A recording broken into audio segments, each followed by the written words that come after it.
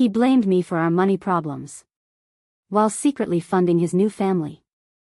I met Tyler 6 years ago in a pretty unusual way. We both ended up stranded inside this tiny local restaurant when the massive floods of 2012 hit.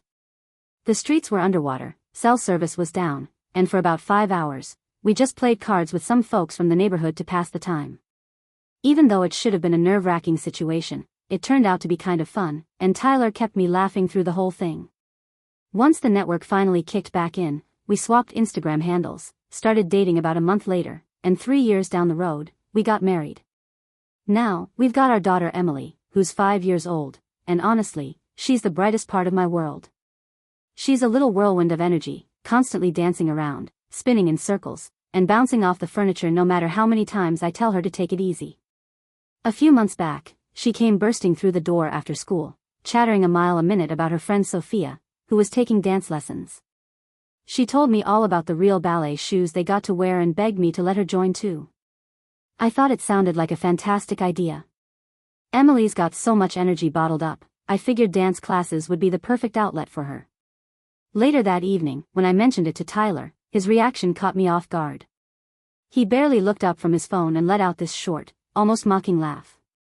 It wasn't the good-natured kind of laugh either, more like a scoff that instantly put me on edge. He said there was no way we could afford luxuries, like dance lessons on just his paycheck, and if I wanted Emily to have pricey activities like that, maybe I needed to start pulling more weight financially. I was completely blindsided. After Emily was born, I'd switched to part-time work, something Tyler and I had both agreed on, and as far as I knew, we weren't anywhere close to struggling with money. We live pretty simply, a modest house, a couple of old cars that are completely paid off, and sure, we don't jet off on fancy vacations, but I honestly didn't think we were so strapped that $60 a month for dance lessons was out of the question. When I said as much, Tyler pulled up our banking app and showed me what we had left after the bills were paid each month. The numbers didn't seem to add up, but I couldn't really figure out why. Tyler had always been the one to handle the finances because, honestly, numbers were more his thing than mine. So I didn't argue much. Instead, I agreed to pick up a second job. I ended up landing a night shift at a restaurant just a few minutes from our house. The schedule was brutal. I worked my regular day job, and then hustled through waitressing shifts 4 nights a week. I'd come dragging through the door late at night, completely wiped out, feet aching, reeking of fried food. Whenever I'd mention how exhausted I felt, Tyler would just brush it off. I'll never forget what he said one night, that I had no right to be tired when I was barely contributing financially. It stung, but I kept my head down and pushed through, telling myself it was all for Emily and her dance dreams. But 3 months into busting my tail at 2 jobs, Emily still wasn't signed up for a single dance class. Every time I brought it up, Tyler had some reason why it wasn't the right time. He'd say the studio was full, or we should hold off until the next session, or that we needed to save a little more first. Meanwhile, I started noticing some strange little things. Emily would talk about trips to the water park on nights Tyler had her while I was working, or she'd come home with new toys I definitely hadn't bought, or she'd mention someone named Megan, apparently a friend of Daddy's. When I asked Tyler who Megan was, he told me she was just a coworker going through a messy divorce. He said sometimes she'd tag along when they went out because she was lonely, and that it was nice for him to have another adult to talk to while I was busy working nights. At first, I tried to brush it off. It kind of made sense, I guess. But then Emily started saying things that didn't sit right with me. She'd make little comments like how Megan took better pictures than Mom, or she'd ask if Megan could come to her birthday party. And the part that really hit me like a punch to the gut was when she started calling me Mara instead of Mom. When I gently asked her about it, she just shrugged and said, "Megan calls you Mara, so I thought that's your name too." That's when the red flags really started waving. I went snooping through Tyler's Instagram, hoping, and dreading, that I might find something. But there was nothing. No mention of Megan anywhere. When I tried to bring Megan up again, Tyler snapped. He got angry, accused me of being paranoid, and made it crystal clear that his friendships weren't up for debate. From there, things took a real turn for the worse. About 3 months ago, I came home early from my shift. The restaurant had been slammed, but they cut me loose when the crowd thinned out. When I pulled into the driveway, the house was completely dark, Tyler's car was gone, and he wasn't answering any of my texts. He finally messaged back after a while, saying they were out getting ice cream and would be home soon.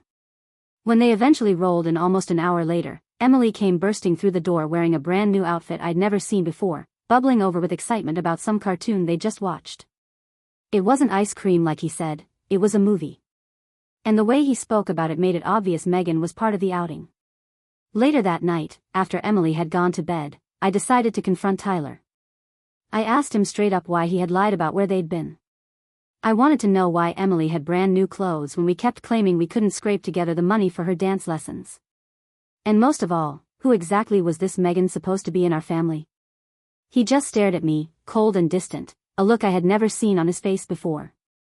Then he said, "Maybe if you were a little funnier, she'd still be calling you Mom." I stood there, frozen, hurt, furious, blindsided. But I didn't fire back. I just gave a small nod and walked away, because really, what was there to say? That confrontation was 5 months ago. Since then, I've kept my head down, stayed busy, and paid closer attention to everything happening around me. And now, the pattern is impossible to ignore. Tyler somehow always schedules business dinners exactly on the nights I'm off. Emily casually mentions that sometimes he crashes at Megan's place when I'm working night shifts. Our credit card bills show charges from restaurants and movie theaters, always on the nights Tyler swore he was stuck late at the office. Meanwhile, he's sporting new clothes, a fancy smartwatch, and yet somehow, there's still no money for Emily's dance classes. Just last week, while helping Emily tidy up her room, I stumbled across a stack of photos stuffed in her dresser drawer.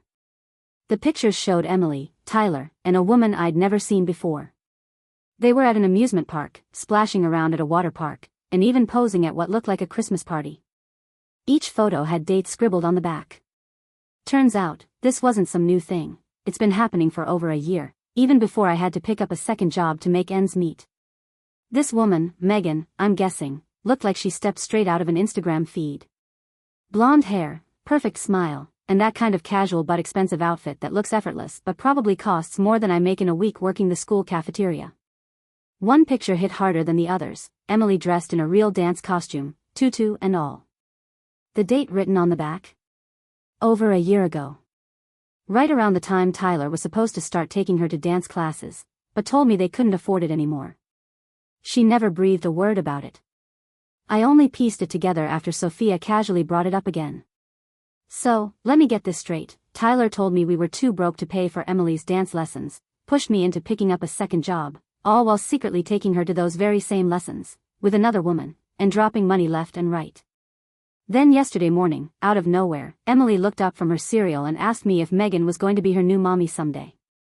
Just like that, between 2 bites of breakfast, I nearly fumbled and dropped my coffee cup. I tried to stay calm and asked her what made her think something like that. She just shrugged in that casual way kids do and said, because Daddy and Megan are really close, and when I'm at her house, she sleeps in Daddy's room. Honestly, I don't even know how to process hearing something like that. I haven't confronted Tyler yet, mostly because I know I can't afford to lose my cool. I have to be smart about this. I have to think about what's best for Emily. So here's what I'm doing. First, I'm requesting full copies of all our financial records from the last year. Every single statement. Second, I'm switching restaurants where I work so my hours can better line up with Emily's schedule. Meanwhile, I'm keeping every piece of evidence, every photo, every receipt, everything I can dig up. And next week, I've got an appointment set up with a lawyer. Because honestly, I'm done. I'm done being lied to. I'm done killing myself with work while Tyler plays house with someone else. And most of all, I'm done standing by while my own daughter slowly slips away from me. Lately, it feels like I've slipped into some alternate reality, like everything I thought I understood about my life was just a complete lie. First update. Alright, I've got some news, and honestly, it's not the kind you want to hear. Remember when I said I was planning to pull all our financial records? Well, I went ahead and did it. And what I found out? Even worse than I expected. See, Tyler has always insisted on handling our finances. His excuse was that I'm not good with money. His words, not mine. Our main account is technically joint, but he set up all the online banking stuff years ago, and somewhere along the line, I realized I didn't even have the login info anymore. When I tried the password I thought was right, it didn't work. Instead of tipping him off and asking for it, I decided to be smart about it. I took my lunch break last Wednesday and went straight to our local bank branch. The teller gave me this cautious, almost suspicious look when I explained the situation, that I needed to see my account but didn't have access to the online side of things. But once I showed her my ID and explained that I was a joint holder just trying to review our household finances, she softened up and helped me out. And what I found? It made me want to throw up right there in the middle of the lobby. For the past 16 months, like clockwork, Tyler has been transferring regular amounts, usually between $400 and $500, into some separate account I didn't even know existed. Every month, right around the first. Plus, there were random extra transfers sprinkled throughout, some small, some bigger, lining up almost perfectly with the business trips he was always taking. When I added it all up, the total came out to more than $19,000. Just last year. And here I've been, busting my tail, working double shifts at a restaurant, barely keeping my head above water, all because we supposedly couldn't spare $50 a month for Emily's dance lessons. That $50 a month we couldn't afford for Emily's dance lessons? Yeah, that's less than what Tyler sometimes funneled into that mystery account in a single day. But wait, does it get worse? Oh, it absolutely does. Going through the statements, I spotted a bunch of charges at places I didn't recognize. There were restaurant bills that were way bigger than anything we ever spent as a family, hotel stays in nearby cities, and, get this, a $1,200 jewelry store purchase around Christmas. Meanwhile, I had bought him an $18 scarf from Target that year, and I had actually felt grateful for finding something that nice on our tight budget. After leaving the bank that day, I went home and did something I'd never done before. While Tyler was still at work, I started going through his desk drawers. I felt like a criminal in my own house, my hands shaking as I flipped through his papers, my stomach in knots.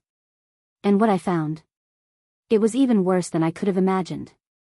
I came across a credit card statement, an account I didn't even know he had. On it were charges for 2 plane tickets to Florida, dated 3 months ago. Both tickets booked together, one under his name, and the other under Megan Arrington. I didn't even hesitate, I snapped photos of everything with my phone. I needed evidence. But it didn't stop there. Digging a little deeper, I found a property tax bill for an apartment across town. An apartment I had zero idea even existed.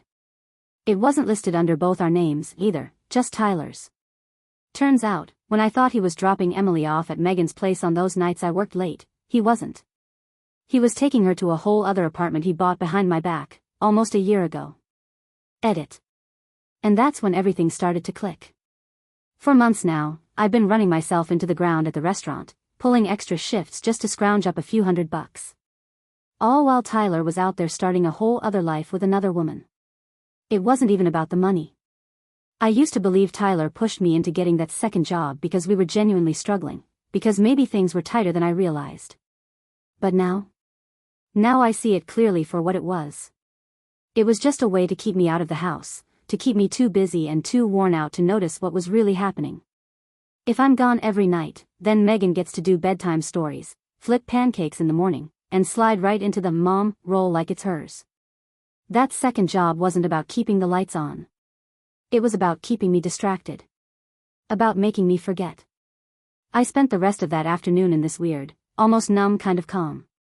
I moved around the house, quietly taking pictures of every single thing I found, making sure to put it all back exactly the way it was. When I was done, I just sat out on the porch, staring off into the distance until it was time to pick Emily up from school. When she came running out of the building and saw me instead of Tyler, her whole face lit up. No more sacrificing my daughter's childhood for a few extra dollars. No more missing bedtime stories or skipping her school events. And definitely no more letting some other woman slide into my place. That same night, I picked up the phone and called the restaurant. I completely rearranged my schedule, early morning shifts before Emily even wakes up, and just a couple of evening shifts on weekends when she's busy with her own friends. It's less money, sure, but honestly, I'd rather eat instant ramen every night than miss out on another minute with her. Tyler was caught off guard when I mentioned the schedule change. He asked if this meant I was quitting my second job altogether. I just smiled and told him I wanted to spend more time with Emily. He looked uncomfortable. Mumbled something about how we still needed the extra income. I just gave a little shrug and said, "Don't worry, I'll make it work." The following day, I decided to take Emily out for some ice cream after school, just the two of us. At first, she acted a little shy around me, and honestly, it crushed me. When had my own daughter started feeling like a stranger? But by the time Sunday wrapped up, she was chattering nonstop about all her school friends. While we were talking, I casually asked her if she was still interested in taking dance lessons. The way her whole face lit up said more than words ever could. So without wasting any time, I drove straight over to the dance studio where Sophia takes classes and signed Emily up right then and there. I went ahead and paid for the first 3 months up front, using my own cash, the money I'd quietly been setting aside from my tips. When I shared the news with Emily, she literally jumped for joy right there in the parking lot. She immediately asked when she could tell Megan about it. Keeping my voice easy and even, I told her that Megan didn't need to be in the loop about everything. This could be just our special thing, something between Mom and Emily. That weekend, she attended her very first dance class. I made sure she had a real leotard and the little pair of dance slippers she'd been dreaming about. When we came home with her new dance gear, Tyler barely said a word. Instead, he gave me a strange look and asked where the money had come from. I simply told him I had been saving up for something special for Emily. He didn't push any further, but it was obvious he wasn't thrilled. Over the next couple of weeks, I kept digging. That's when I finally tracked down Megan's Instagram account. It was private, but her profile picture was all I needed. It was definitely the same woman from those photos. Eventually, I stumbled onto her LinkedIn profile. Turns out, she works at the exact same company as Tyler. Imagine that. I also dug up the registration info for that apartment, bought just 2 months after Tyler told me we needed to cut back and I had to start working overtime. Every new piece of information made me even angrier, but it also lit a fire under me. I began making backup copies of every important document I could find. Quietly, I opened a brand new bank account at a completely different bank and started moving small amounts of my tip money into it. I even asked my mom to hold on to copies of the evidence I had gathered, just to be safe. I told her that Tyler and I were going through a rough patch, but I didn't go into the ugly details. No point in worrying her yet. Last Tuesday, I sat down with a lawyer. I laid everything out, the hidden accounts, the secret apartment, the trips, all of it. She listened carefully, jotting down notes, only stopping now and then to ask a few questions when she needed something clarified. When I finally finished talking, she put down her pen, looked me straight in the eye, and asked me what it was that I wanted. It hit me right then. I hadn't even said it out loud before, not even to myself. What did I want? I wanted my daughter back, truly, fully, no strings attached. I wanted a solid, stable life that wasn't tied to a man who had been lying to me for years. I never wanted to feel like I was losing my mind again just because I dared to ask questions. I wanted Megan completely out of my family's life. And most of all, I wanted Tyler to finally face the consequences of everything he had done. The lawyer nodded thoughtfully and said we definitely had some options to work with. With all the financial proof I had gathered, along with paperwork tying him directly to Megan, I realized I had enough to push for a favorable divorce. The lawyer advised me to keep collecting evidence, but warned me to be careful, not to tip my hand too early. Meanwhile, things with Emily were getting better by the day.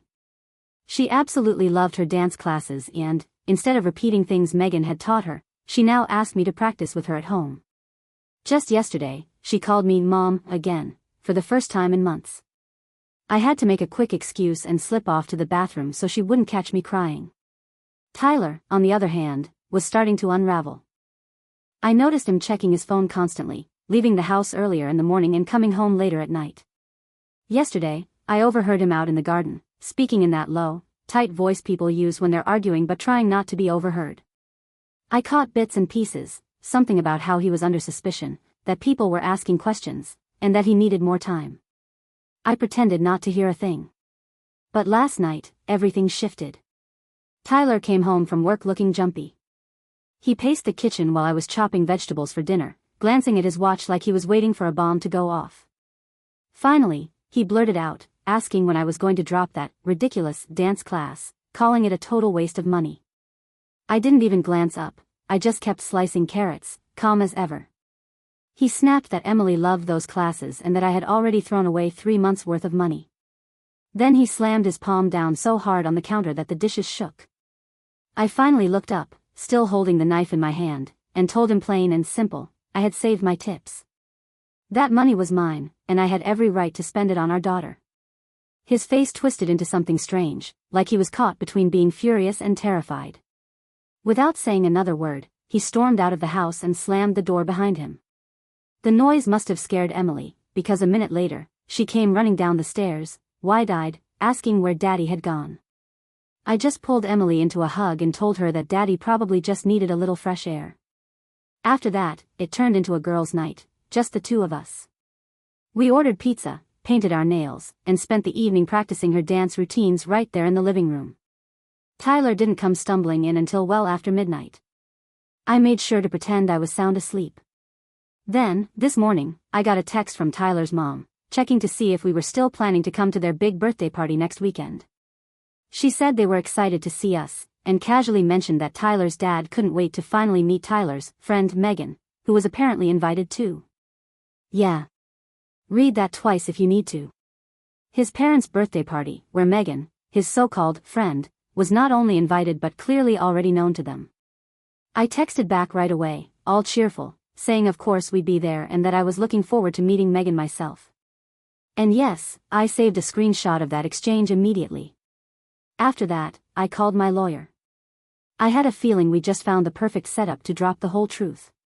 A family party where Tyler wouldn't dare cause a scene, with his parents and Megan all in the same room, and plenty of witnesses around when the truth came out. I wouldn't have to pretend anymore. The lawyer said it was definitely risky, but it could be very effective if I handled it right. He advised me to print out hard copies of my strongest financial evidence. Only the stuff that's clear and undeniable, nothing that could be twisted or explained away. And that's where things stand right now. Just 1 week left before the party. I'm scared out of my mind, but there's this strange calmness settling in too. I've even started putting together what my mom would call a file, believe it or not. Period. I've got everything neatly organized, copies of bank statements, property records, photos, the works. All of it tucked away in a file that no one could argue with. It's solid, undeniable proof. I'm just so done with being the tired waitress working herself to the bone while my husband builds a secret life with another woman behind my back. I'm done letting him manipulate me about our money. I'm done watching some other woman try to take my place as Emily's mom. Second update. It's been 4 days since my last post, and everything is happening so fast now. I'm actually writing this from the guest room at my mom's house. It's 3 a.m, and sleep isn't even an option right now. This week has been absolutely insane. Tomorrow is the big birthday party, and I've been getting ready on a few different fronts. But something totally unexpected happened yesterday that threw me for a loop. Let me back up and fill you in on everything that's gone down since my last update. The day after I found out Tyler planned on bringing Megan to his parents' party, I decided it was time to take a calculated risk. I picked up the phone and called his mom directly, something I almost never do, since Tyler usually plays middleman when it comes to family stuff. I kept it light and casual, saying how excited I was to finally meet Megan at the party, and then I asked what she knew about her. There was this long, uncomfortable pause on the other end of the line. And then she said something that confirmed everything I had feared. She told me Tyler had explained that Megan was just helping out with Emily because I had been so busy, focusing on my career, with my second job. That I was struggling to juggle being a mom and working, and Megan had just stepped up as a friend. His mom actually sounded sympathetic toward Megan, this woman who was sleeping with my husband and pretending to be a stand-in mom to my daughter. She even mentioned how Tyler had invited Megan over for dinner last month while I was working a late shift. While I was busting my tail working late nights at the restaurant, supposedly to help with the family finances, Tyler was inviting his girlfriend over for cozy little family dinners. I managed to make a few polite noises on the phone and hung up before I said something I couldn't take back. Then I just sat there in my car, in the middle of the Target parking lot, and screamed into my jacket for about 5 solid minutes. After I got it out of my system, I called my mom. I didn't want to dump the full weight of the situation on her right away. She lives 3 hours away, and I didn't want to stress her out, but I knew I needed support. So eventually, I spilled everything. Mom was furious.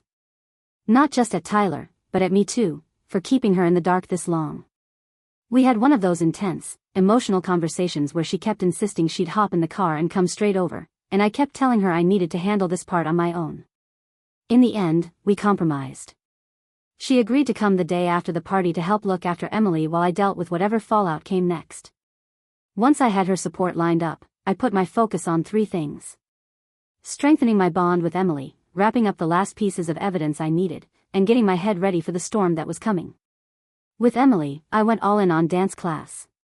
I even joined the parent participation class I mentioned before. And let me tell you, I am absolutely terrible, like newborn foal trying to walk terrible, but Emily thinks it's the funniest thing in the world. And I mean that in the best way. She gets so serious about teaching me the moves she learns in class, acting like a tiny professional dance instructor. It's become our thing now. Then, on Wednesday afternoon, I decided to pick her up early from school and surprise her with an ice cream date. As we sat there in our Sunday best, enjoying our ice cream, Emily hit me with a question that cracked my heart wide open all over again. She asked if I was mad at her for liking Megan.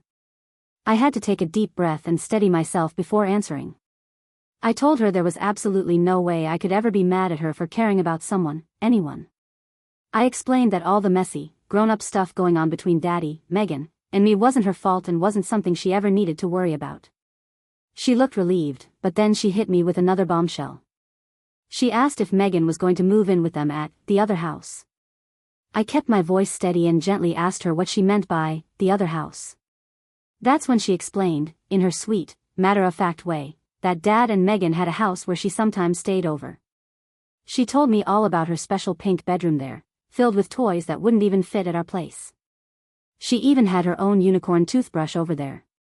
And just like that, it all clicked. The apartment I had found under Tyler's name wasn't just some random place, it was Megan's home. The place where he was playing house with my daughter, setting up a whole second life complete with a bedroom just for Emily. I somehow kept my cool, nodding and asking a few more casual questions, not wanting to freak Emily out or show her that my world was crashing down again. I found out there was a swimming pool at the other house. And that Miss Megan made the best Mickey Mouse pancakes Emily had ever tasted. Later that night, once Emily was tucked into bed and fast asleep, I pulled out everything I had been gathering. Bank statements. Property records. Photos. Screenshots. I laid it all out in front of me, piece by piece. I built what my lawyer called the divorce file, carefully organized, neatly labeled, with both digital and hard copies stored safely in multiple places. I made sure the divorce file was backed up in 3 places, 1 copy with my mom, another tucked away in my personal email, and a third saved to a brand new Google Drive account that Tyler didn't even know existed. Then, I did something a little impulsive. I drove by the address listed for the apartment I had found hidden in Tyler's paperwork. I wasn't planning to knock on the door or confront anyone, I just needed to see it with my own eyes. It was one of those trendy, mixed-use developments downtown, the kind where there are boutique shops on the ground floor and fancy apartments stacked on top. The kind of place that charges more in monthly rent than what we pay for our entire mortgage. The next day, Tyler started acting off. He came home from work way earlier than usual, which immediately set off alarm bells, and he began asking these strangely specific questions about my schedule, who was watching Emily when I worked restaurant shifts, when exactly my mom was planning to visit, things like that. At one point, I caught him casually picking up my phone off the kitchen counter and asking if I had changed my passcode. I hadn't. I'd been super careful not to change anything about my habits, not even little things, just to avoid raising suspicion. I told him no, he must be imagining it. Still, he tried to unlock it, managed to get in, gave a quick scroll through one of my documents, and then set the phone down like it was no big deal.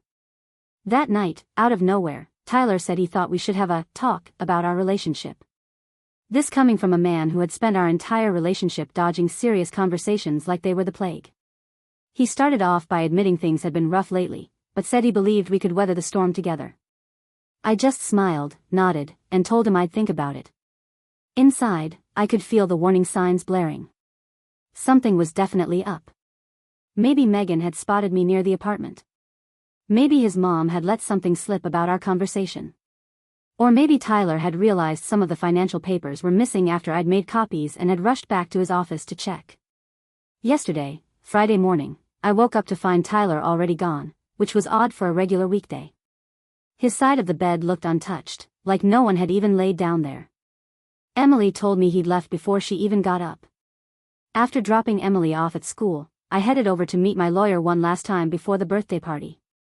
We went over all the evidence together, talked about how to handle the confrontation, and what I should be ready for once it all went down. She warned me that Tyler might try to twist things around, get angry, or maybe even try to turn his family against me. But with the proof I had, it wasn't going to be easy for him to weasel out of it. When I got home, I noticed a vase sitting on the kitchen counter, roses, with a card that read, "I love our family." In 8 years of being married to Tyler, he had only sent me flowers twice, once when we were still dating, and once right after Emily was born. This wasn't some heartfelt apology. This was a message, a quiet way of saying, "I know you know." I stuck the flowers in the guest bathroom without a second thought and got on with my day. By the time I swung by school to pick up Emily, I saw I had a missed call from Tyler. I shot him a quick text, letting him know my phone had been on silent during a meeting and that everything was good. Almost instantly, he called me back, asking where I was and where Emily was. Thinking fast, I told him we were at the mall, trying to find a birthday party outfit for Emily. He seemed to relax after that, said he'd be home in time for dinner, and suggested we have a family night together. I said sure. That evening, he showed up carrying pizza and ice cream, Emily's favorites. He spent the whole night playing the part of super dad, playing board games, helping her with her homework, even offering to give her a bath. It honestly felt like I was watching someone audition for Father of the Year. After Emily went to bed, Tyler sat down beside me on the couch, closer than he had willingly gotten in months. He started talking about how maybe we should take a little family vacation soon, just the three of us. He went on about what he pictured for our future and how important it was for Emily to have both of her parents around. I sat there, listening to him act out the part of a loving husband, wondering if he actually thought I was buying any of it. At one point, he reached out and took my hand. I let him, mostly because it felt simpler than pulling away. His palm was damp and clammy against mine.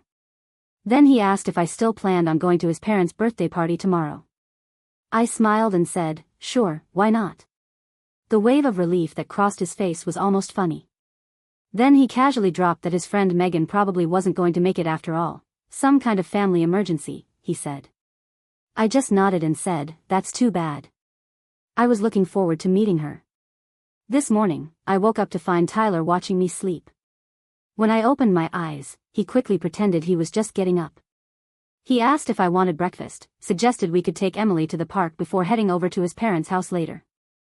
I smiled and said, sure, that sounds nice. And honestly, it did sound nice, on the surface, anyway. I headed to the bathroom to take a shower, and when I came back out, I caught him snooping through my phone.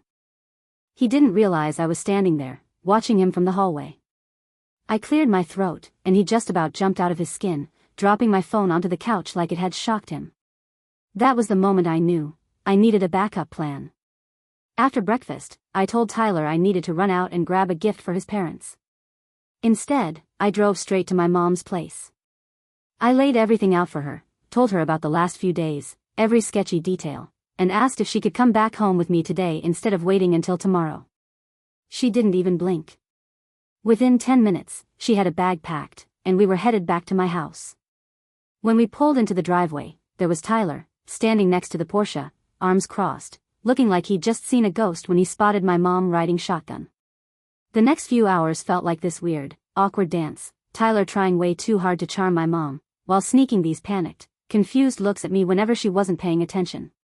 Meanwhile, I pretended like everything was perfectly normal and stayed focused on getting ready for tomorrow. I told Tyler that I'd be staying the night at my mom's place because she needed help setting up for a brunch she's hosting next week. He tried to argue, but with my mom standing right there, he couldn't exactly make a scene.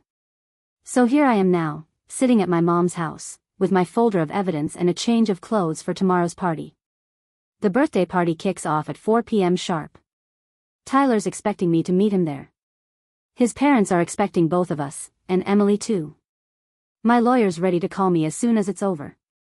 As for Megan, something tells me she'll show up, no matter what Tyler said about some family emergency. Either way, I'm ready. The photos would tell the whole story without me having to say a word.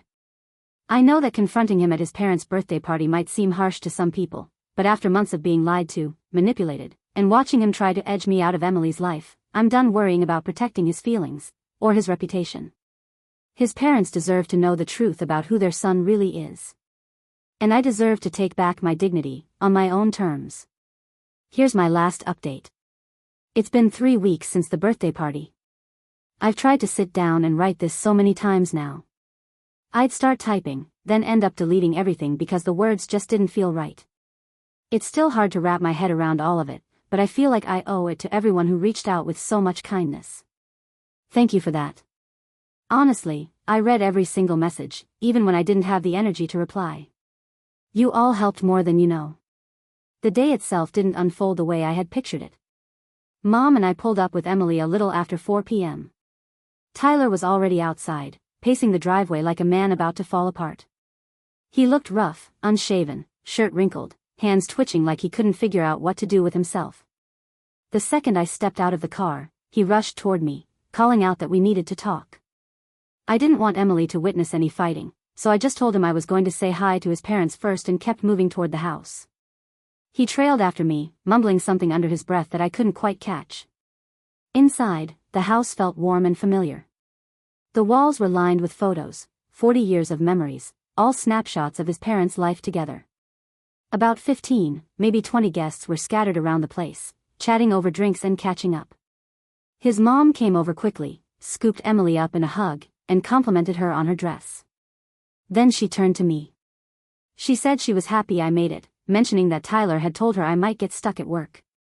Hearing that stung more than I expected. It hit me that he'd already started making excuses for me. I told her I'd rearranged my schedule weeks ago just so I could be there. She hesitated for a second, like she wasn't sure how to respond, then gave a polite smile and moved on.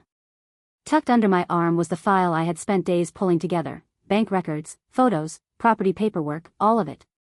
When folks started sitting down for lunch, I walked over to Tyler's mom and handed it to her. I just said, "There's something about our family you really need to see." She opened it right there and started flipping through the pages, bank transfers to that hidden account, pictures of Tyler and Megan with Emily, documents showing co-ownership of property. Her whole expression shifted as she read, like she couldn't believe what she was seeing. Tyler lunged forward, trying to grab the file, blurting out that it wasn't what it looked like. But his father stepped in, took the folder, and started going through it himself. Meanwhile, Tyler kept scrambling, trying to explain it all away, claiming I had misunderstood, that the money was for something innocent, that the photos were old. None of it sounded convincing. It was empty noise. After a few minutes, Tyler's dad finally looked up and asked me straight out if everything in that file was true. Tyler tried to jump in again, rambling about how tough things had been in our marriage, but it fell flat. His mom turned to me and asked why I hadn't come to them sooner. I told her the truth, that I had only just recently uncovered everything. She nodded slowly, but I could see the conflict in her face, like she wasn't sure how to process all of it. And then, about half an hour later, Megan walked in. I heard the doorbell ring, and when I turned, there she was, Megan, standing there with a gift bag, smiling like she belonged. The moment Tyler saw her, he went pale. He rushed over, whispering frantically, clearly trying to get her to leave. Megan caught sight of me, froze for a second, but didn't say a word. Her sister got to her first, asking if she even knew Tyler was married. Megan said she did, but claimed Tyler had told her we were already separated, just living together for Emily's sake until everything got sorted out. Her sister wasn't buying it. She pulled out a photo from the file, the three of us, smiling together at Christmas, and asked Megan how separated we looked in that picture. Megan didn't have an answer. She stood there, silent and embarrassed, before leaving a few minutes later, with Tyler chasing after her, promising he'd explain everything to his family later. Meanwhile, Emily stayed outside the entire time, thankfully. She was playing in the garden with my mom and some of the younger cousins, blissfully unaware of all the chaos inside. After a little while, Tyler's dad came over to me. He asked if everything I'd brought with me, the documents, the photos, was real. I told him yes. He just nodded, apologized quietly, and that was that. His mom kept moving around, fussing with guests, but I caught her glancing at me a few times, like there was more she wanted to say. Eventually, she came over and asked if we could talk privately later. I told her I couldn't, I needed to get Emily home. I thanked them both for inviting us, even though things had ended the way they did, and said goodbye. Tyler's dad shook my hand firmly. His mom gave me a hesitant hug. That night, Tyler called over and over. I didn't answer. The next morning, I went straight to my lawyer's office and officially started the divorce process. It's not over yet. It's far from over. We filed for temporary custody of Emily, but Tyler pushed back hard, accusing me of trying to cut him out of her life. A few days later, he packed up and moved out. He swung by while I was at the restaurant, grabbed his clothes and a few things from the garage. I'm pretty sure he's staying at the apartment now, but I haven't bothered to ask. The hardest part of all this has been Emily. She keeps asking where Daddy is, wondering why he's not coming home. I tell her as gently as I can that we're living apart now, but that both of us still love her very much. Some days, she seems okay with that. Other days, not so much. Last weekend, she cried herself to sleep, whispering that she missed him, and Megan, and asking if Daddy was mad at her. I held her tight, told her it wasn't her fault, but inside, it absolutely shattered me. She still brings up things about Megan's house, the swimming pool, the toys, and honestly, I'm still trying to figure out how to handle that. I don't have all the answers yet. I've cut back my hours at the restaurant to just a few morning shifts so I can be home with Emily after school. Money's tight, tighter than it's been in a long time. Technically, Tyler's supposed to start paying child support, but until the court finalizes everything, it's all up in the air. Takes forever to move through the system. I'm stretching every paycheck from my regular job and scraping together what I can from tips to make it work. Through all of it, Emily's still going to her dance classes. She loves them way too much for me to even think about taking that away.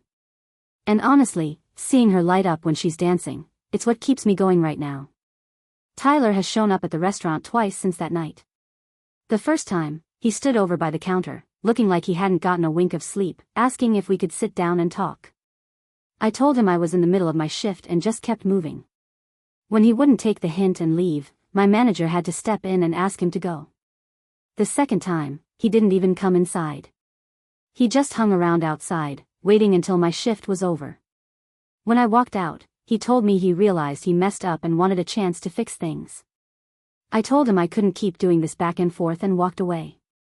Since then, he's been sending me text after text, saying he misses us, but I haven't replied to any of them. Last Sunday, his parents gave me a call. His mom asked how Emily was doing. She told me Tyler hadn't really understood just how bad things had gotten. Her voice sounded heavy, like she was sad or maybe even carrying some guilt, but she didn't say much more than that. I told her I didn't hold anything against them, but that I needed some space before we had any more conversations. Honestly, I have no clue what they're telling Tyler now. Lately, I'm just trying to figure out what my next move should be. Some days, I feel steady, I'll make dinner with Emily, and we'll dance around the living room practicing her moves. Other days, it all hits me like a punch. I'll drop her off at school, then just sit in the car and cry, wondering how everything got so messed up. The divorce is going to drag on for months, maybe even longer, and I still have no idea what's going to happen with all the money he stashed away. This isn't over. It's not a clean break. But at least now, I'm not lying to myself anymore. Just a few days back, my lawyer finally tracked down where the money came from. Turns out, Tyler had been picking up side gigs through his job, little jobs he never once mentioned to me, and funneling all that extra cash into a second bank account. It was all under the radar, steady, quiet, completely out of sight. That's how he paid for the new apartment, the trips, all of it. Meanwhile, there I was, counting every last tip from my restaurant shifts just to scrape together enough for Emily's ballet flats, while he was off living a double life with money I didn't even know we had. Thank you for watching. Subscribe to hear more interesting stories.